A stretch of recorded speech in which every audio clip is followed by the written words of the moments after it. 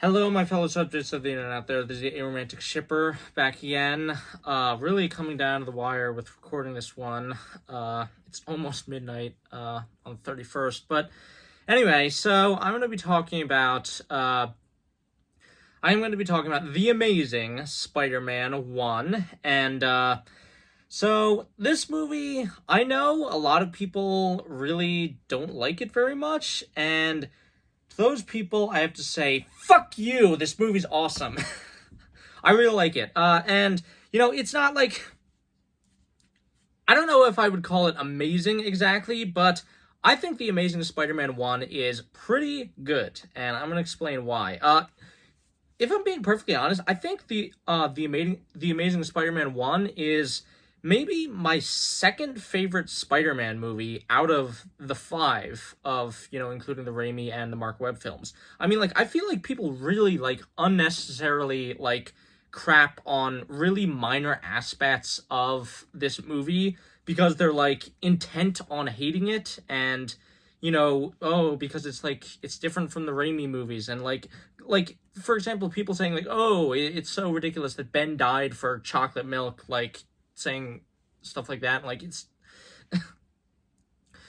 I just really don't get the massive amount of hate that is heaped upon this movie. I think it's a good movie in my opinion. I like The Amazing Spider-Man, and this was, interestingly enough, maybe it's a matter of nostalgia a bit, because this was actually the first Spider-Man movie I ever watched. I didn't grow up with the Raimi films. I sort of grew up with this film, so maybe it's a bit of nostalgia, but I think this movie is legitimately pretty good. And so let's talk about some of the things that I liked about The Amazing Spider-Man. Firstly, I really like how the relationship between Peter and his aunt and uncle is portrayed, because it just feels very real, and some of the scenes with them in the movie are incredibly heartbreaking. For example, there's a scene where later in the movie, Aunt May tells Peter that she can't sleep because she doesn't know what's going on with him, and it's just it's really genuine portrayal of this complicated and complex relationship with them trying to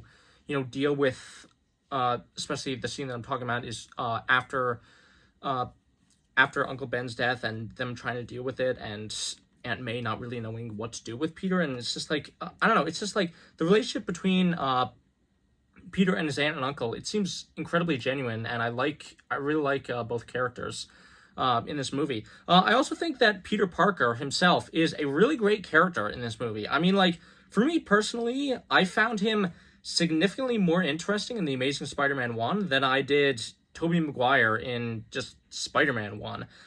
Andrew Garfield, for one thing, is a much more active character who, tries to figure stuff out and, genuinely affect the plot.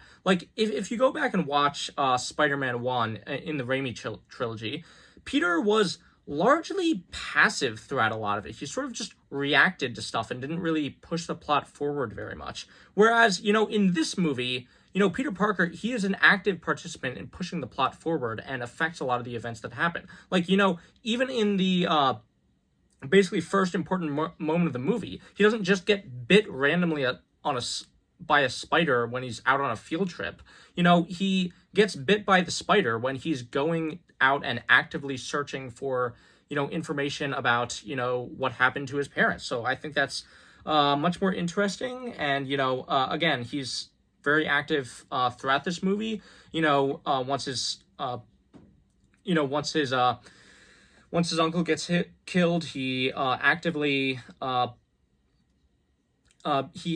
tries to, do something about it. Once the lizard attacks, he actively tries to go out and do something about it and figure out who it is. And, I don't know, I just feel I like that about this movie a lot more than in the first Raimi movie. I also love, one of the things that I think is underrated and people don't talk about enough is that Andrew Garfield's Spider-Man, he really acts more like a spider in this movie, which, is cool because I don't know, it sort of puts maybe more emphasis on the spider than the man in terms of his motions and stuff. The way he moves, it shows in this movie, him trying to actually get used to his powers and deal with his overwhelming strength. And I don't know, it's really interesting to me in that way, and I like it. And it's something that is continued into the second movie as well, like where I don't know, you just see scenes of him where he's like, writing stuff down and trying to figure it out, but he's putting his feet on the wall like upside down, and it's just like it's cool how the movie like shows these moments where it actually gets you to buy that this guy is something different than a human, and rather than just a superhuman. And I really like that in terms of how Spider-Man's powers are portrayed in this movie. Also, like some people in this movie, like they got mad that Peter Parker acted like more of an asshole than before in the Raimi trilogy, but honestly, I think it works because, like, here's the thing: it's really interesting because that's sort of the point of his character. Where when Peter Parker originally dons the suit, he isn't actually in it for heroism. He's just trying to get revenge for his uncle's killer, which is ironically sort of what he does in Spider-Man 3 of the Raimi trilogy. But but that's the thing that's really great about Peter Parker in this movie, because you see his character change over time, where he comes to this realization that he can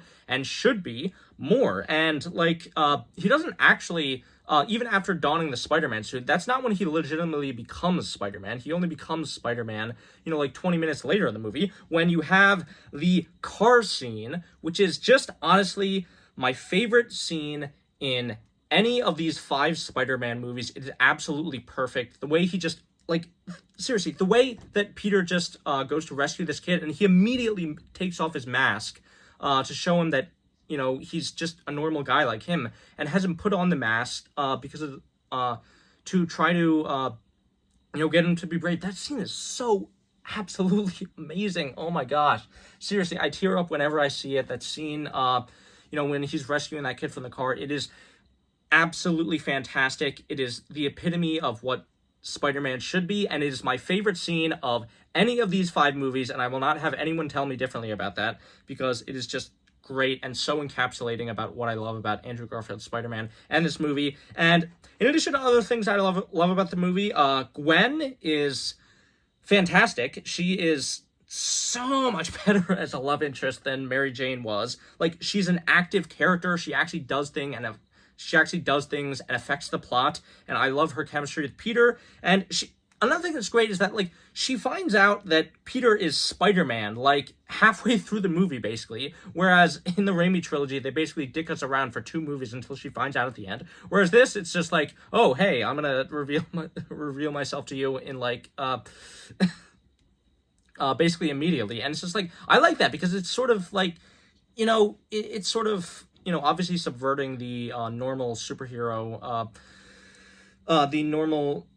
superhero tropes that you have. But I mean, again, like, it's just, it's so incredibly refreshing, because it's just like, okay, we're just moving past all this, like, will they, won't they, keeping a relationship a secret thing. We're just going to have these characters actually knowing who each other is, and interacting, and being open with one another, and supporting one another. And that's what I like to see. It's like the most fucking simple thing to actually make me give a shit about a fucking relationship in a superhero movie, and this movie did that. So, and I mean, like, even at the end, you see with, basically that you think that, obviously, Captain Stacy, gave Peter, made him make the promise to stay away from Gwen, and you think it's going to be this thing where, oh, Gwen's going to dislike him because he doesn't know why he's being so standoffish towards her. But then in the end, she figures out why he is doing that, because she's a smart and intelligent character, and this movie isn't deciding to, dick us around with that kind of thing. So yeah, I really like that. It's like, it's so much better and so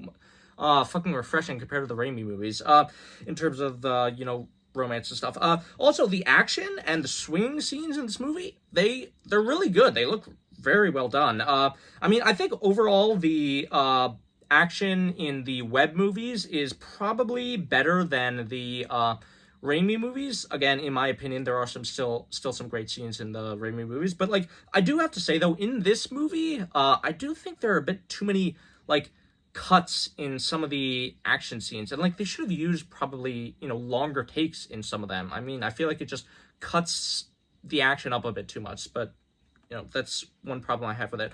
So I talked about the stuff that I really like with this movie, but there are also some stuff that is kind of not as great. Like, probably the biggest problem with this movie is the Lizard, like, the main villain. Don't get me wrong, Dr. Connors is honestly a great character, and I love his relationship with Peter, and I love, the fact that at the end of the movie, he ultimately saves Peter from falling, using his arm after, the arm that he made with the science juice formula or whatever fell off. That was honestly a really great emotional moment, and at the climax of the movie, and overall I did like Dr. Connors, but the Lizard, who is a bit different than Dr. Connors, is not really a great character.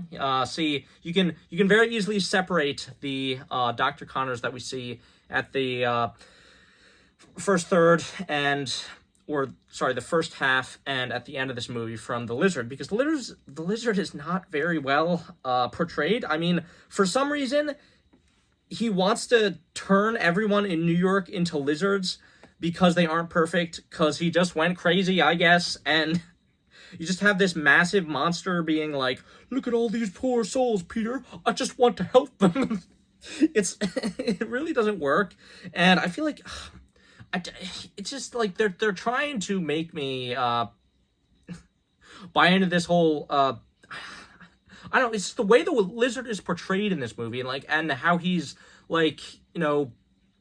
kind of crazy, but also kind of sentient. It's just not really, it's very sloppily handled, and I think it would have made more sense if it was more like a Dr. Jekyll and Mr. Hyde scenario, where the Lizard is just like this violent monster that Dr. Connors is trying to repress. But instead, you have, Dr. Connors, when he reverts back into his human form, trying to get back as the Lizard, and